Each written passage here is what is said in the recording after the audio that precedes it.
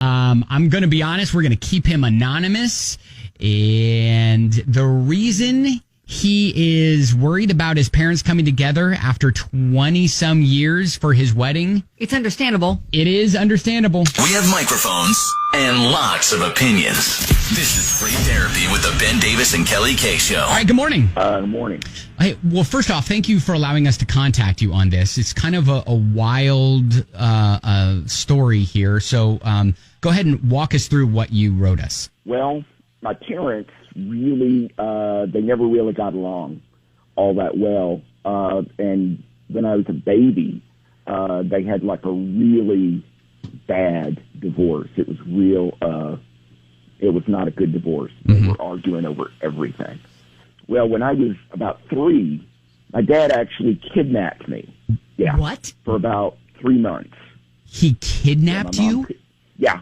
Just took me one day. You know, my mom thought I was with the sitter, and he came over and said that he needed to take me someplace, and the sitter thought it was okay. And so, yeah. So he just basically disappeared with me. And my mom couldn't, nobody could find us for like about 3 months. Oh, my gosh. Were you aware? Yeah. I heard about it later, obviously, because, I was 3. I didn't know what was going on. I don't have any memory of anything. Sure. My dad, he was going through he had some problems back then. He worked everything out. Since then, he's been a wonderful father.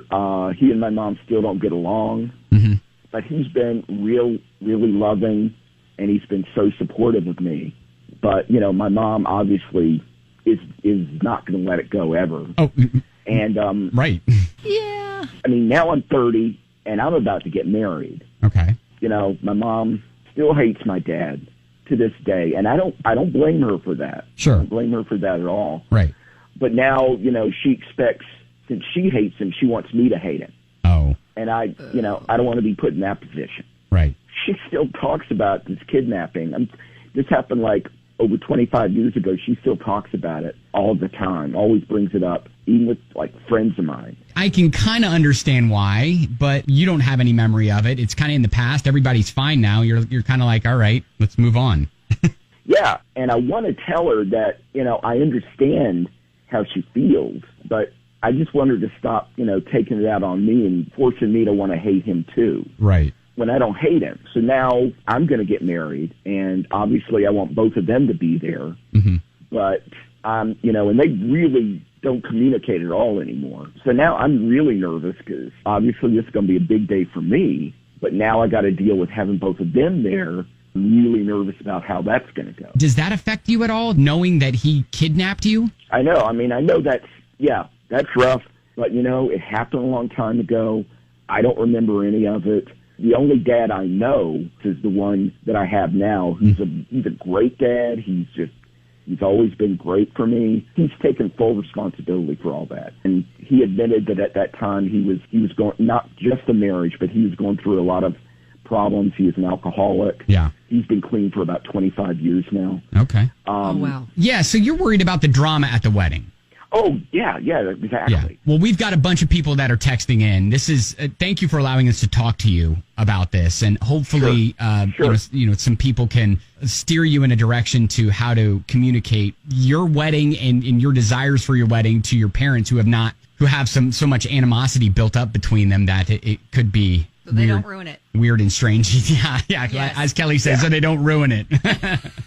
Yeah. Oh, yeah. That's all I want. I just want to enjoy the day, and I want them to be there. I just don't want to have to deal with all that. Okay. Thank you again for allowing us to talk to you. Sure. Thank you for letting me. Some text messages rolling in. Yeah.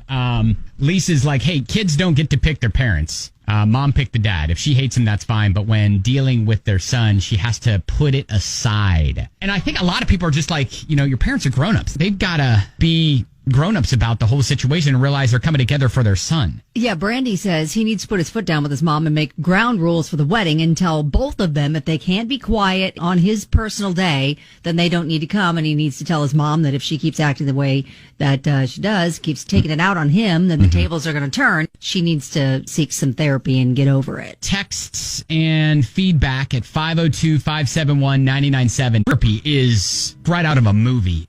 We got a call from gentleman who has parents who are going to see each other for the first time in over 20 some years at his own wedding. The reason they haven't spoken, his dad so long ago literally kidnapped him when he was like 3 years old for a period of about 3 months. Yeah, and as the mom, I get that that's a hard one to let go of. Right. When it comes to the animosity and the anger. Yeah, so he's just kind of like, hey, how do I prepare for these two to be thrust back together for the first time at my wedding? Bunch of text messages coming in at 502-571-9970. First, Graham, go ahead.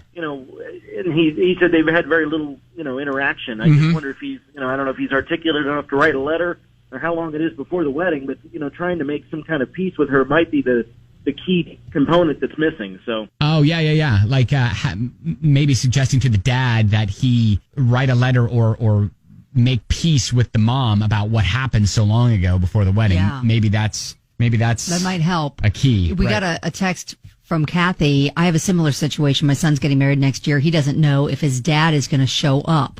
So sad. I pray he does. We were married for 25 years. Yeah. Yeah, that's the thing is the parents have to realize that day is not about them. Right. It's about the son. Yeah.